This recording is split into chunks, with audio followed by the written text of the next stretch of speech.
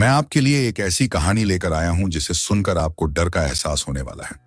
दोस्तों, आज की यह कहानी पुरानी दिल्ली में रहने वाले मिंटू की है, जो पहले एक ऑटो चलाते थे, लेकिन अब उन्होंने ऑटो चलाना बंद कर दिया है और अब वह एक छोटी सी दुकान चलाते हैं। तो चलिए दोस्तों, ज्यादा समय बर्बाद ना करते हुए इस कहानी को हम मिंटू के नजरिए से ही सुनते हैं। लेकिन उससे पहले आप हमारे चैनल को सब्सक्राइब कर लें, जिससे आपके और हमारे संबंध मजबूत हो सकें। नमस्कार साथियों, मेरा नाम मिंटू है और मैं दिल्ली में रहता हूं और एक छोटी सी दुकान चलाता हूं। मेरी उम्र 45 साल है और मेरा छोटा सा परिवार है, जिसमें मेरी पत्नी नीलम और 2 बच्चे हैं, बेटा रोहन और बेटी प्रिया। हम लोग पुरानी दिल्ली के एक छोटे से मकान में रहते हैं जो मेरे पिता का है। घर के हालात थोड़े मुश्किल हैं, लेकिन हम खुश रहते हैं। साथियों, एक दिन मैं अपनी दुकान पर बैठा हुआ था। दोपहर का समय था, इसलिए ग्राहक भी कम थे। मैं अपने काम से फ्री होकर बैठा और सोचा कि उस डरावनी कहानी को आप लोगों तक पहुंचाना चाहिए। तब मैंने अनजान भाई से संपर्क करने की कोशिश की और मैंने उन्हें अपनी कहानी बताई। उन्होंने मुझे आश्वासन देते हुए कहा कि वह मेरी कहानी आप लोगों तक जरूर पहुंचाएंगे। और अब आप लोग मेरी यह कहानी अनजान भाई की आवाज में सुन रहे हैं। तो अब मैं आपको उस घटना के बारे में बताता हूं जिसकी मैं बात कर रहा था। यह बात उस समय की है जब मैं दुकान की जगह एक ऑटो चलाता था, लगभग 7 साल पहले। हर दिन की तरह उस दिन भी मैं अपने ऑटो में सवारियों को उनके गंतव्य तक छोड़ने के लिए निकल पड़ा। लेकिन मुझे नहीं पता था कि यह रात मेरी जिंदगी को हमेशा के लिए बदलने वाली है। रात के करीब 11:30 थे जब मैं चांदनी चौक के पास अपनी आखिरी सवारी का इंतजार कर रहा था। सड़कें खाली थीं और एक अजीब सी खामोशी चारों ओर छाई हुई थी। तभी मैंने देखा कि एक औरत जो सफेद साड़ी में लिपटी हुई थी, सड़क के किनारे खड़ी है। उसकी आंखें खाली और बेरंग सी थीं, जैसे उसने कई दिनों से कुछ नहीं देखा हो। उसने मेरे ऑटो की तरफ इशारा किया और मैं तुरंत उसके पास गया। कहाँ चलना है बहन जी? मैंने पूछा। उसने धीमी और डरावनी आवाज में कहा, मुझे कश्मीरी गेट जाना है। मैंने बिना कुछ सोचे समझे उसे ऑटो में बिठा लिया और कश्मीरी गेट की ओर चल पड़ा। रास्ते में मैंने महसूस किया कि ऑटो के अंदर एक अजीब सी ठंडक छा गई है, जैसे किसी ने अचानक तापमान गिरा दिया हो। मैंने पीछे देखा तो वह औरत बिल्कुल चुपचाप बैठी थी, लेकिन उसकी आंखें सीधे मेरे ऊपर टिकी हुई थी। वह ना तो पलक झपका रही थी, न ही कुछ कह रही थी। मुझे उसका चेहरा साफ साफ दिखाई नहीं दे रहा था, लेकिन उसके बाल बिखरे हुए और आंखों के नीचे काले गहरे घेरे थे। उसकी सांसें भी असामान्य रूप से धीमी और भारी लग रही थी। जैसे जैसे मैं कश्मीरी गेट के पास पहुंचा, उस ठंडक ने मुझे घेर लिया और मेरे पूरे शरीर में सिहरन होने लगी। मैंने ऑटो रोका और उससे कहा, बहन जी, कश्मीरी गेट आ गया। लेकिन वह औरत कुछ नहीं बोली। मैंने पीछे मुड़कर देखा तो मेरी रूह कांप उठी। वह औरत अब वहां नहीं थी। ऑटो में सिर्फ खाली सीटें थीं, लेकिन वह ठंडक और उसकी उपस्थिति का एहसास अब भी मौजूद था। मेरे हाथ पैर कांपने लगे। मैंने ऑटो से बाहर निकलकर चारों ओर देखा, लेकिन सड़कें पूरी तरह खाली थीं।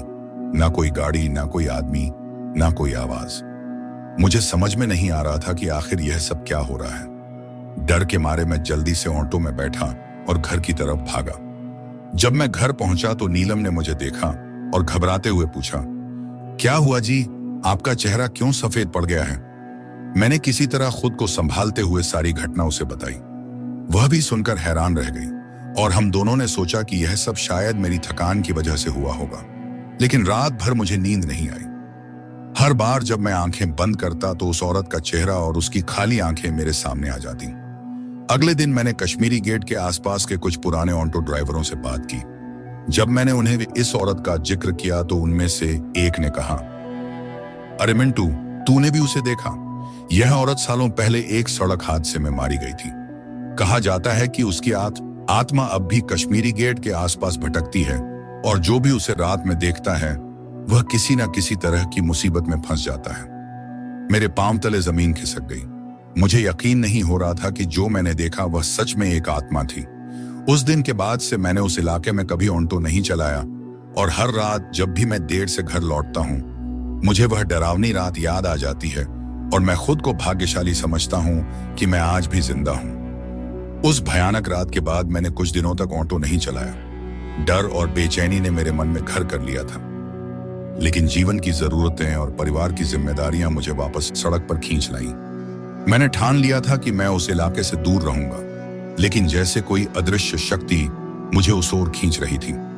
कुछ हफ्तों बाद एक रात मेरे पास सवारी नहीं थी और समय रात के 10 बज चुके थे।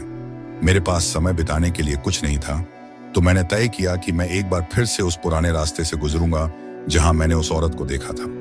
इस बार मैंने खुद को समझाया कि शायद वह सब सिर्फ मेरा भ्रम था। जैसे ही मैंने कश्मीरी गेट के आसपास के इलाके में प्रवेश किया, ओठों की लाइट अचानक टिमटिमाने लगी।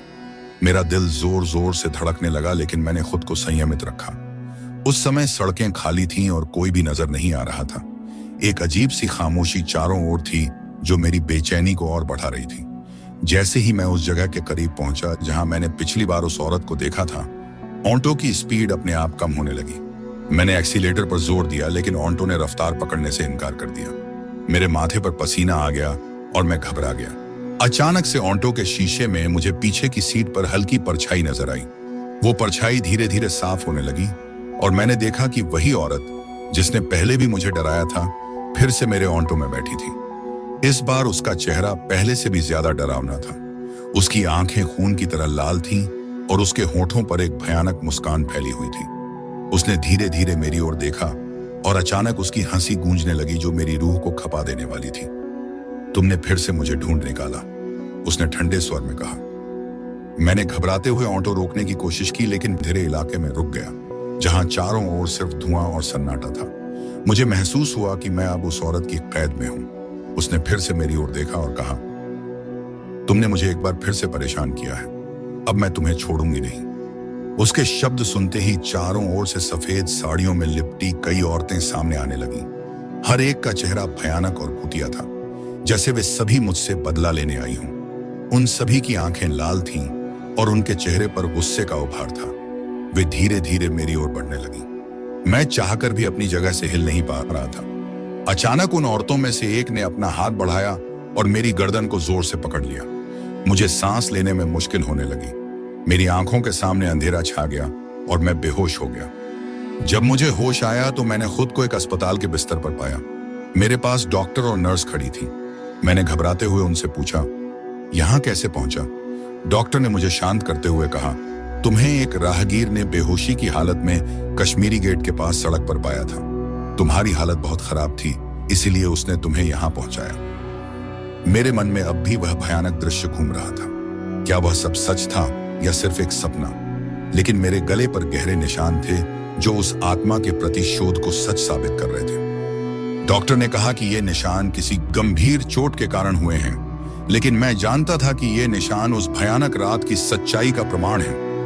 उस दिन के बाद मैंने कभी भी उस इलाके में जाने की हिम्मत नहीं की, लेकिन वह आत्मा अब भी मुझे कभी कभी सपनों में आकर परेशान करती है।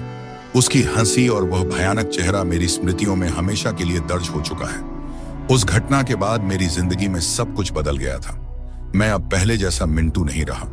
हर रात मुझे डरावने सपने आते हैं जिसमें वही औरत और उसकी भूतिया सखियां मुझे चारों ओर से घेर लेती हैं। दिन में भी जब मैं सड़क पर होता हूं तो मुझे अक्सर लगता है कि कोई मेरी निगरानी कर रहा है। जैसे जैसे दिन बीतते गए, मेरा डर और भी गहरा होता गया। मेरी पत्नी नीलम और बच्चे भी मेरे इस बदलते व्यवहार से चिंतित रहने लगे थे। मैंने कई बार सोचा कि ऑटो चलाना छोड़ दूं, लेकिन फिर परिवार की जरूरतों का ख्याल आता और मैं फिर से सड़कों पर निकल पड़ता। लेकिन अब मैं सिर्फ दिन में ही ऑटो चलाता हूँ। रात में बाहर निकलने की हिम्मत मुझ में नहीं बची थी। एक दिन जब मैं दिन की आखिरी सवारी छोड़कर घर लौट रहा था तो मुझे ऑटो में फिर से वही ठंडक महसूस हुई। इस बार दिन का उजाला था, लेकिन ठंडक ऐसी थी जैसे कोई मेरी रूह को ठंडा कर रहा हो। मैं डर के मारे ऑटो रोकना चाहता था, लेकिन मेरी आंखें ऑटो के शीशे की तरफ चली गईं। मैंने देखा कि पिछली सीट पर फिर से वही औरत बैठी थी, लेकिन इस बार उसका चेहरा पहले से भी ज्यादा भयानक और घिनौना था। उसकी आंखों से खून बह रहा था और उसकी मुस्कान और भी विकराल थी। उसने कहा, मुझे भुलाया नहीं जा सकता मिंटू, तुमसे कोई भी दूरी मुझे रोक नहीं सकती। अब तुम मेरे साथ चलोगे। उसकी बात सुनकर मेरे होश उड़ गए। मैंने तुरंत ऑन्टो की जोर से ब्रेक लगाए और ऑन्टो रुक गया।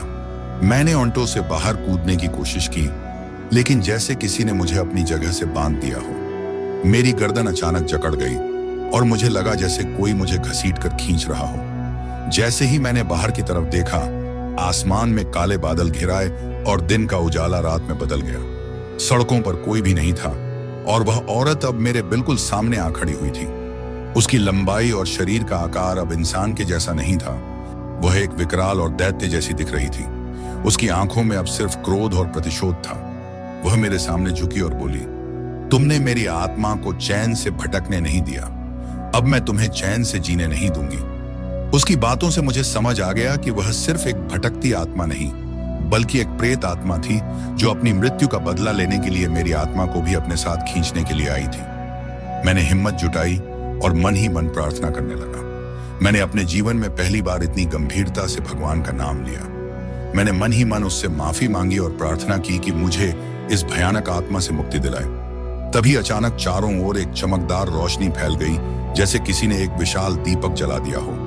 उस रोशनी से वह प्रेत आत्मा पीछे हटने लगी और उसकी चीखें चारों ओर गूंजने लगी। वह औरत चिल्लाते हुए बोली, तुम बच नहीं सकते, मैं वापस आऊंगी। और इसके साथ ही वह औरत गायब हो गई और मैं अचानक सड़क के किनारे बेहोश होकर गिर गया। जब मुझे होश आया तो मैं एक बार फिर से अस्पताल में था। मेरे आसपास वही डॉक्टर और नर्स थीं, लेकिन इस बार मेरे परिवार के लोग भी मेरे पास थे। सुनीता ने मुझे गले लगाकर कहा, जी अब तुम्हें यह काम छोड़ देना चाहिए, यह सब तुम्हारे लिए ठीक नहीं है। मैंने उसकी बातों से सहमति जताई, लेकिन दिल में कहीं ना कहीं एक डर था कि वह आत्मा फिर से कभी भी मुझे ढूंढ सकती है। उस दिन के बाद मैंने ऑटो चलाना हमेशा के लिए छोड़ दिया और एक छोटी सी दुकान खोल ली। लेकिन उस डरावनी आत्मा की परछाई अब भी मेरे जीवन में मंडराती रहती है। कभी कभी जब मैं रात को दुकान बंद कर घर लौटता हूं तो मुझे ऐसा लगता है कि वह औरत अब भी मेरे पीछे है। वह मेरी हर गतिविधि पर नजर रखती है और बस सही समय का इंतजार कर रही है। शायद वह फिर से लौटेगी, कहीं भी और कभी भी, और तब तक मेरा डर खत्म नहीं होगा। ऑटो चलाना छोड़ने के बाद मैंने अपनी दुकान में खुद को व्यस्त रखने की कोशिश की। दिन में दुकानदारी ठीक चलने लगी थी, लेकिन रात होते ही मेरा डर लौट आता था। हर अंधेरे कोना, हर छोटी सी आवाज मुझे उस भयानक रात की याद दिला देती थी। लेकिन एक दिन कुछ ऐसा हुआ जिसने मेरे मन में दबी हुई डर की आग को और भड़का दिया। उस दिन शाम के समय एक बूढ़ा आदमी मेरी दुकान पर आया।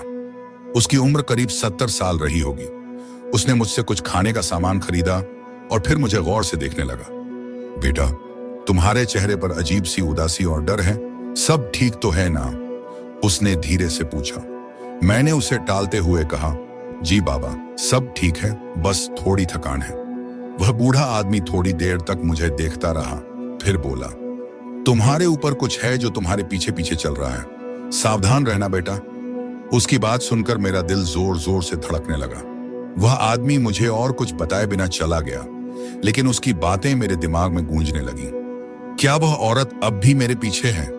क्या वह कभी मुझे छोड़ने वाली नहीं है? अगले कुछ दिनों तक मैं बहुत परेशान रहा। दिन में तो मैं जैसे तैसे अपने डर को दबा लेता था, लेकिन रात में वह औरत बार बार मेरे सपनों में आ जाती थी। उसकी भयानक हंसी, उसकी लाल आंखें और वह काली साड़ी, सब कुछ इतना सजीव लगता कि मैं पसीने में भीग कर जाग जाता था। एक दिन मैंने ठान लिया कि अब इस डर को हमेशा के लिए खत्म करना होगा।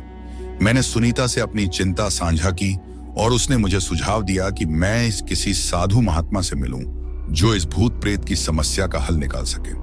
मैंने अपने इलाके में मशहूर एक तांत्रिक के बारे में सुना जो प्रेत बाधाओं का समाधान करता था। अगले दिन मैं उसके पास गया और अपनी सारी कहानी उसे बताई। उसने ध्यान से मेरी बातें सुनी और फिर कहा, तुम्हारी परेशानी बहुत बड़ी है मिंटू।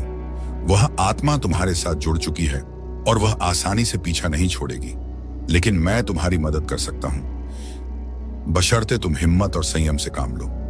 उसने मुझे कुछ विशेष पूजा सामग्री दी और कहा कि मुझे उसे एक खास रात को आधी रात के समय उस जगह पर जाकर जलाना होगा जहां पहली बार मैंने उस आत्मा को देखा था। इसके साथ ही उसने मुझे एक ताबीज भी दिया जिसे मुझे हमेशा अपने गले में पहनकर रखना था। उस रात मैं अपने डर से लड़ते हुए कश्मीरी गेट की उस सुनसान जगह पर पहुंचा। मेरे हाथ में पूजा की सामग्री थी और दिल में बेशुमार डर। चारों ओर सन्नाटा था और आसमान में काले बादल छाए हुए थे। जैसे ही मैंने पूजा की सामग्री जलाने की कोशिश की, अचानक से एक तेज हवाओं का झोंका आया और सारी सामग्री उड़ गई। मैंने ताबीज को कसकर पकड़ा और जैसे तैसे आग जलाने की कोशिश की। तभी अचानक चारों ओर से वही भयानक हंसी गूंजने लगी। मेरी सांसें तेज हो गईं और मेरे शरीर में सिहरन दौड़ गई। मैंने पीछे मुड़कर देखा तो वह औरत फिर से मेरे सामने खड़ी थी। इस बार उसके साथ और भी आत्माएं थीं जो पहले से भी ज्यादा विकराल और भयानक लग रही थीं। वे सब मुझे घेरने लगी और उनकी आंखों में क्रोध और प्रतिशोध का भाव साफ नजर आ रहा था। वह औरत मुझसे बोली, तुम्हारा यह ताबीज और यह पूजा तुम्हें नहीं बचा सकती मिंटू। तुमने मुझे परेशान किया और अब तुम्हें कोई बचा नहीं सकता। मेरी हिम्मत जवाब दे रही थी, लेकिन मैंने ताबीज को कसकर पकड़ा और मन ही मन तांत्रिक की बताई मंत्रों का जाप शुरू कर दिया। अचानक ताबीज से एक तेज रोशनी हुई जिसने उन आत्माओं को पीछे हटने पर मजबूर कर दिया। उस रोशनी से वे आत्माएं चीखने लगीं और धीरे धीरे गायब हो गईं। लेकिन उस औरत की आत्मा अब भी वहीं थी। वह पूरी तरह से गायब नहीं हो रही थी। उसने एक आखिरी बार मुझे देखा और कहा, तुम मुझे इस बार तो बच गए, लेकिन मेरा क्रोध अभी शांत नहीं हुआ है। मैं फिर लौटूंगी, पीछा नहीं छोड़ूंगी। उसके ये शब्द कहने के बाद वह भी धीरे धीरे धुंध में बदलकर गायब हो गई। मैं थकान और डर से बेहोश होकर वहीं गिर पड़ा। जब मुझे होश आया तो सुबह हो चुकी थी और लोग मुझे घेर कर खड़े थे। मुझे समझ नहीं आ रहा था कि मैं जिंदा कैसे बचा, लेकिन मुझे राहत थी कि उस रात का भयानक सपना खत्म हो चुका था। उस दिन के बाद से मुझे वह औरत फिर कभी नहीं दिखी, लेकिन उसका आखिरी संदेश मेरे मन में अब भी बसा हुआ है। मुझे अब भी डर है कि वह कभी भी वापस आ सकती है और शायद उस समय वह मुझसे बदला लेने के लिए पूरी तरह तैयार होगी। मैंने अब एक नई जिंदगी की शुरुआत की है, लेकिन उस भूतिया औरत की परछाई अब भी मेरे जीवन पर मंडराती रहती है। मैंने उस ताबीज को अब भी अपने गले में पहन रखा है और हर रात मैं भगवान से प्रार्थना करता हूँ कि वह मुझे उस आत्मा के प्रकोप से बचाए रखे। लेकिन कभी कभी जब रात का अंधेरा और सन्नाटा होता है तो मुझे लगता है कि वह औरत मेरे करीब ही है, बस सही समय का इंतजार कर रही है। शायद वह अभी भी मुझे देख रही है और वह दिन दूर नहीं जब वह फिर से मेरे जीवन में कहर बरपाने के लिए लौटेगी। उस घटना के बाद मैंने तांत्रिक द्वारा दी गई सावधानियों का पूरी तरह से पालन किया। ताबीज को मैंने अपने गले से कभी नहीं उतारा और मैं लगातार भगवान की प्रार्थना करता रहा। लेकिन वह डर अब भी मेरे दिल के किसी कोने में छिपा हुआ था। मैंने भले ही एक नई जिंदगी शुरू की थी, लेकिन उस आत्मा का खतरा हर पल मेरे साथ था।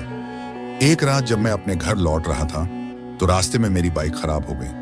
अंधेरी रात थी और आसमान में बादल घिराए थे। उस इलाके में दूर दूर तक कोई नजर नहीं आ रहा था। मैंने बाइक को सड़क के किनारे खड़ा किया और पैदल ही घर की तरफ चलने लगा। रास्ते में चलते चलते मुझे अचानक एक अजीब सी आवाज सुनाई दी। वह आवाज एक छोटे बच्चे के रोने की थी। मैंने चारों ओर देखा, लेकिन मुझे कोई नजर नहीं आया। आवाज बार बार आ रही थी और हर बार वह और भी करीब होती जा रही थी। अचानक मुझे सड़क के किनारे एक छोटे बच्चे का धुंधला सा चित्र नजर आया। वह बच्चा अकेला खड़ा था और उसकी उम्र करीब 5 या 6 साल रही होगी। उसके कपड़े पुराने और गंदे थे और वह सड़क के किनारे खड़ा होकर मुझसे कुछ कहने की कोशिश कर रहा था। मैंने उसके पास जाकर पूछा, बेटा, तुम यहाँ अकेले क्या कर रहे हो? तुम्हारे मम्मी पापा कहाँ हैं? बच्चे ने मुझे अपने नन्हे हाथ से इशारा करते हुए कहा, वे मुझे ढूंढ रहे हैं, क्या आप मेरी मदद करेंगे? उसकी मासूमियत और उसकी आवाज में कुछ ऐसा था जिसने मुझे उसकी मदद करने के लिए मजबूर कर दिया। मैं उसकी ओर बढ़ा और उसके पास जाकर पूछा, तुम्हारा घर कहाँ है? मैं तुम्हें वहां छोड़ दूंगा। बच्चे ने एक सूनी सड़क की ओर इशारा किया जो जंगल की तरफ जा रही थी। मैंने उसे अपने साथ चलने को कहा और हम दोनों उस रास्ते पर चलने लगे। लेकिन जैसे जैसे हम आगे बढ़ते गए मुझे कुछ अजीब सा महसूस होने लगा। रास्ते में मुझे एक अजीब सी ठंडक महसूस होने लगी और अचानक सब कुछ बहुत धीमा हो गया। वह बच्चा अब भी मेरे साथ चल रहा था, लेकिन उसकी चाल में एक अजीब सी विकृत गति थी। उसकी आवाज भी अब धीरे धीरे बदलने लगी थी। तभी मुझे उसकी आंख में कुछ अजीब सी चमक दिखाई दी। उसकी आंखें अब लाल हो गईं और उसका चेहरा धीरे धीरे बदलने लगा। मैंने डर के मारे अपने कदम पीछे खींचे, लेकिन वह बच्चा अब मेरे करीब आ गया था। उसकी मुस्कान अब भयानक लगने लगी थी और उसकी आवाज अब एक प्रेतात्मा की तरह गूंजने लगी थी। तुम मुझसे बच नहीं सकते मिंटू, मैं तुम्हें ढूंढ ही लूंगी, उसने धीरे से कहा। मेरे पैरों तले जमीन खिसक गई। मुझे समझ में आ गया कि वह बच्चा कोई साधारण बच्चा नहीं, बल्कि वही आत्मा है जो अब एक नए रूप में मेरे सामने आई है। वह आत्मा जिसने मुझे तबाह करने की कसम खाई थी, अब मेरे सामने एक मासूम बच्चे के रूप में खड़ी थी। मैंने तुरंत अपने गले में पहने हुए ताबीज को कसकर पकड़ा और पीछे हटने की कोशिश की, लेकिन वह आत्मा अब मुझे घेरने लगी थी। उसकी हंसी चारों ओर गूंजने लगी और उसके साथ हवा में एक भयानक सरसराहट भर गई। मैंने उस ताबीज के मंत्रों का जाप शुरू कर दिया और भगवान से प्रार्थना की कि मुझे इस आत्मा से बचाएं। लेकिन इस बार वह आत्मा और भी ज्यादा शक्तिशाली लग रही थी। उसका विकराल रूप अब मेरे सामने स्पष्ट था और उसकी लाल आंखें अब मेरी रूह तक को चीरने लगी थीं। अचानक उस आत्मा ने अपने नन्हे हाथों से मुझे पकड़ लिया और मुझे खींचने लगी। मैं अपनी पूरी ताकत लगाकर उसे खुद को छुड़ाने की कोशिश करने लगा, लेकिन वह बहुत मजबूत थी। तभी एक तेज रोशनी हुई जिसने उस आत्मा को पीछे हटने पर मजबूर कर दिया। वह चीखने लगी और उसका चेहरा धीरे धीरे धुंधला होने लगा। उसने एक आखिरी बार मुझे घूरा और कहा, मैं फिर लौटूंगा। पास में यह ताबीज है, मैं हार मानूंगी, लेकिन एक दिन तुमसे यह ताबीज छूट जाएगा और तब मैं तुम्हें अपने साथ ले जाऊंगी। उसके ये शब्द कहने के बाद वह अचानक गायब हो गई और चारों ओर की ठंडक भी खत्म हो गई। मैं थकान और डर से वहीं सड़क के किनारे गिर पड़ा। सुबह होते ही मैंने अपने आप को वहीं पड़ा हुआ पाया। मेरी बाइक अब भी सड़क के किनारे खड़ी थी और आसमान में सूरज की रोशनी फैल रही थी। मुझे समझ में आ गया कि वह आत्मा अभी भी मेरे पीछे है और शायद यह लड़ाई अभी खत्म नहीं हुई है।